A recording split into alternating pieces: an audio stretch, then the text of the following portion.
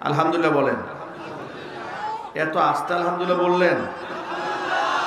আচ্ছা, দেশ স্বাধীন হওয়া থেকে আপনাদের মন খারাপ হয়ে গেল নাকি?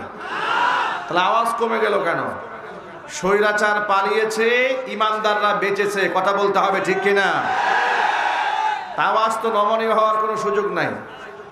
আজকেও দেখেছি খুনিদেরকে হাত করা ছাড়া, ডান্ডা বেরি ছাড়া ট্রাইব্যুনালে হাজির করা হচ্ছে খুব জামাইয়ের মতো করে।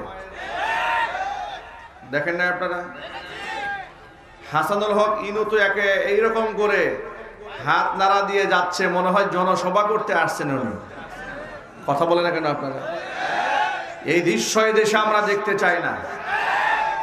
বাংলাদেশে খুনিদের সাথে কোনো নমনীয় আচরণ হবে, কোন মুসলমান তা বরদাস্ত করবে না, কথা বলতে হবে, ঠিক কিনা? আলেমদেরকে ডান্ডা বেরি পরিয়ে, লোহার কড়া দিয়ে, শিকল দিয়া বেঁধে, গরুর রশি দিয়া টেনে টেনে সামনে নিয়েছেন।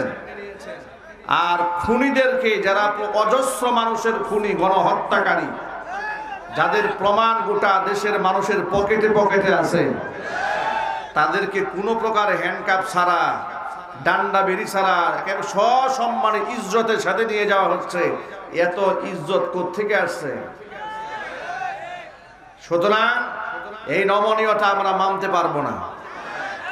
ওরা যদি আবার কোনোদিন কামব্যাক করতে পারে, তাহলে কিন্তু আপনাদের মাথায় টুপি থাকবে না একটা। কথা বলেন না কেন? কোরআনের কথা কারা বলবে? যারা বলবে এদেরকে মৌলবাদ, জঙ্গিবাদ বানায় আবার ফাঁসির মঞ্চ সাজাবে ওরা। এটা কি আপনারা মানতে পারবেন? চিৎকার দিয়ে বলুন, মানতে পারবে? আচ্ছা, নামাজি সব নেতৃত্ব এই সমাজে আসুক, এটা দরকার আছে না নাই? যদি না আসে তাহলে কি ওয়াজ করে দেশ ভালো করা যাবে? আরো যদি বলেন, এই যে আজকে হাসানুল হক ইনু, রাশেদ খান মেনন, এই সমস্ত আসামিদেরকে হ্যান্ডকাপ ছাড়া আদালতে উঠানো হলো।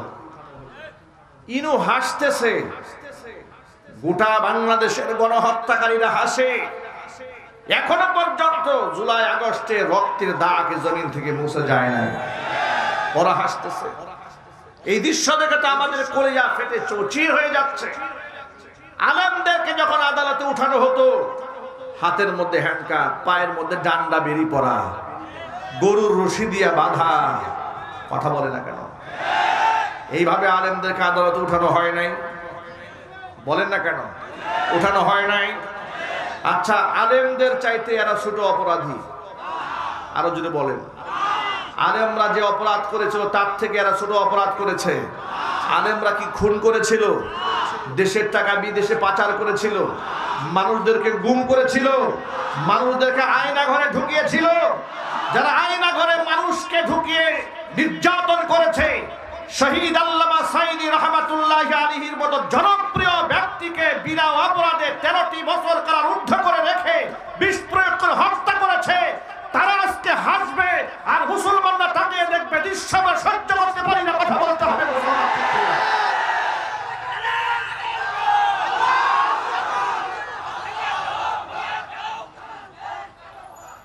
আমার যুবক ভাইয়েরা, মা বোনেরা, এই জন্য সকল মুসলিম ভাইদেরকে আহ্বান জানাচ্ছি, যুবকেরা এক হয়ে যান। নবীজি সাল্লাল্লাহু আলাইহি ওয়াসাল্লামের সাথে যদি আপনারা হাসি মুখে দেখা করতে চান, তাহলে এই জমিনে আলেম ওলামাদের সম্মান প্রতিষ্ঠিত করতে হবে। কথা বলুন, ঠিক কিনা? দুনিয়াতে যার সাথে যার মোহাব্বত, পরকালে তার সাথে তার কিয়ামত। আপনি মনে মনে ভাববেন, হুজুর আমি যদি একজন সুদখোর ঘুষখোরের সাথে চলে অসুবিধা কি? আমি নিজে তো নামাজ পড়ি, আমি তো পর্দা করে চলি। আমি যদি একটা বেনামাজির পিছনে দৌড়াই তো আমার অসুবিধা কি? আপনাদেরকে বলি, বেনামাজি লম্পট চরিত্রহীন মানুষের পিছনে চললে লস আছে না নাই? ক্ষতি আছে না নাই? এটা আমি মুখে বললে হবে না, কোরআন থেকে একটা প্রমাণ দেয় আপনাদের সামনে। আপনারা বলেন, এক বাক্যে জবাব দেয়া বলেন, নবী করিম সাল্লাল্লাহু আলাইহি ওয়াসাল্লামকে আদর্শ মানতে আপনাদের কোনো অসুবিধা আছে? কোরআন মাজিদের আয়াত মানতে কারো কোনো সমস্যা হবে?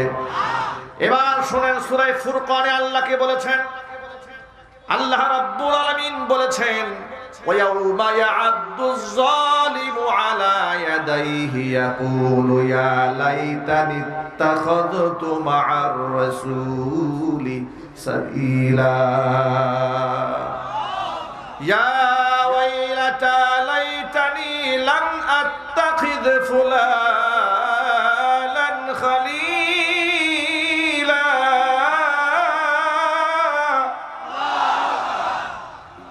لقد أضلني عن الذكر بعد إذ جاءني وكان الشيطان للإنسان خذولا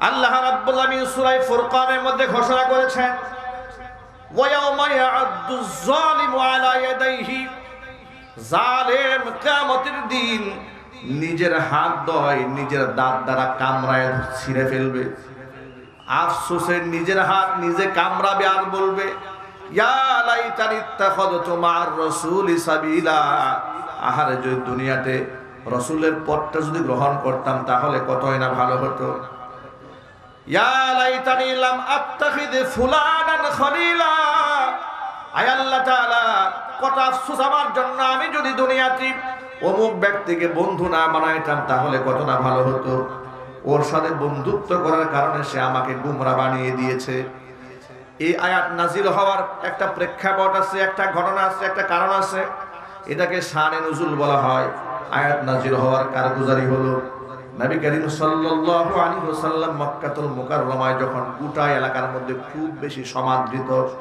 সকলেই তাকে ভালোবাসতেন সকলেই তাকে আল আমিন বলে ডাকতেন যখন তিনি দ্বীনের দাওয়াত প্রকাশ্যে দেওয়া শুরু করলেন তাওহীদের বাণী যখন ঘোষণা দিয়ে দিলেন লা ইলাহা ইল্লাল্লাহু মুহাম্মাদুর রাসূলুল্লাহ সাল্লাল্লাহু আলাইহি ওয়াসাল্লাম এক বাক্যে জবাব দিয়ে বলেন কালিমার দাওয়াত প্রকাশ্য দেওয়ার আগ পর্যন্ত মক্কাতুল মুকাররমায় নবীর কোনো শত্রু ছিল এত আসতে বলেন কেন একটা মানুষও রাসূলুল্লাহর শত্রু ছিল রাসূলের সমালোচনা করেছে এমন একজন ব্যক্তির ইতিহাস এই বিশ্ববাসী দেখাতে পারবে না বরং আল্লাহর নবী প্রকাশ্যে সাফা পাহাড়ে দাঁড়িয়ে যেদিন বলেছিলেন আল্লাহর নবী কোনো শত্রু ছিল না কোনো সমালোচক ছিল না সবাই নবীজি সাল্লাল্লাহু আলাইহি সাল্লামকে আল আমিন বলেছে কথা বলেন ঠিক কিনা যখনই দ্বীনের দাওয়াত প্রকাশ্যে দেওয়া শুরু করলেন তখনই নবীজি সাল্লাল্লাহু আলাইহি সাল্লামের শত্রু দাঁড়িয়ে গেল সমাজের মধ্যে